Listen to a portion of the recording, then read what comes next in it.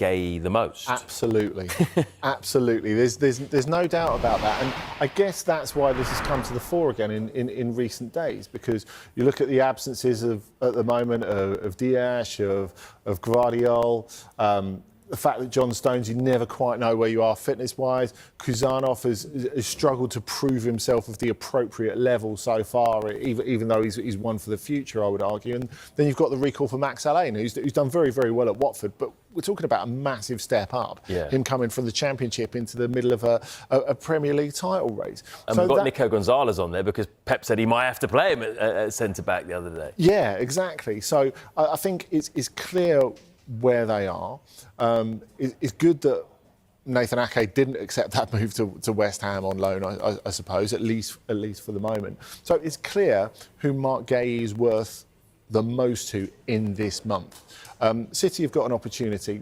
They've got to go in all guns blazing in terms of fee and in terms of wages to make it irresistible to. Well, to 35 million was the number in the summer. Do you think Man City might even have to offer that same again? Maybe more. Maybe more. More than in the summer? Yeah, because Palace know exactly how much Manchester City need him at the moment.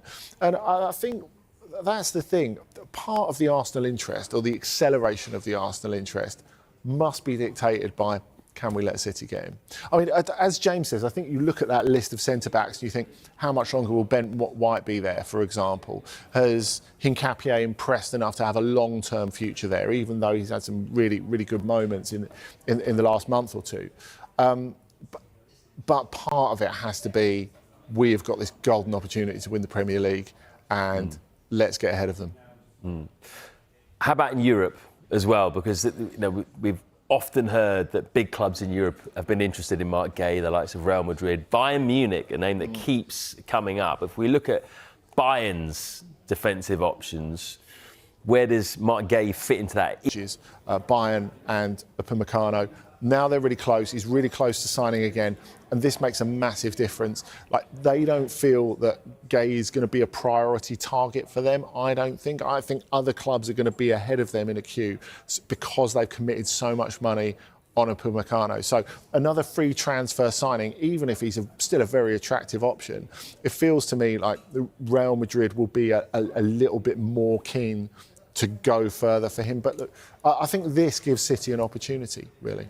And, I think we have to look at that, because the front half of the team, you talked about all the reconstruction that City have done in the last year plus. The front half of the team looks great. The back half of the team, even when everyone's fit, because will Kuzanov ever get there? How fit will John Stones ever be? Is Ruben Dias the player he was 18 months, 2 years ago? These are all valid questions. So I think for all those reasons, for not just the short term, but for the medium and long term, it's the bit of the team that City really have to be looking at next if they're going to dominate in the Premier League again. And that's why Guehi is absolutely vital for them, and why I think they will be pushed to spend a bit more if Guehi will accept the move. From Guehi's point of view, though, are there a lot more advantages for him if he waits until the summer than moving in January? It feels that way, and it's World Cup year as well. He doesn't want to be destabilised at this point in the season where he is pretty much England's first choice centre-back. He doesn't want to do anything to jeopardise that. He's very happy at Crystal Palace. He owes a lot to Crystal Palace. He respects the club. The club respect him. He's gone from being an outsider at Chelsea, a promising young player, to being established as one of the best Premier League defenders at Crystal Palace.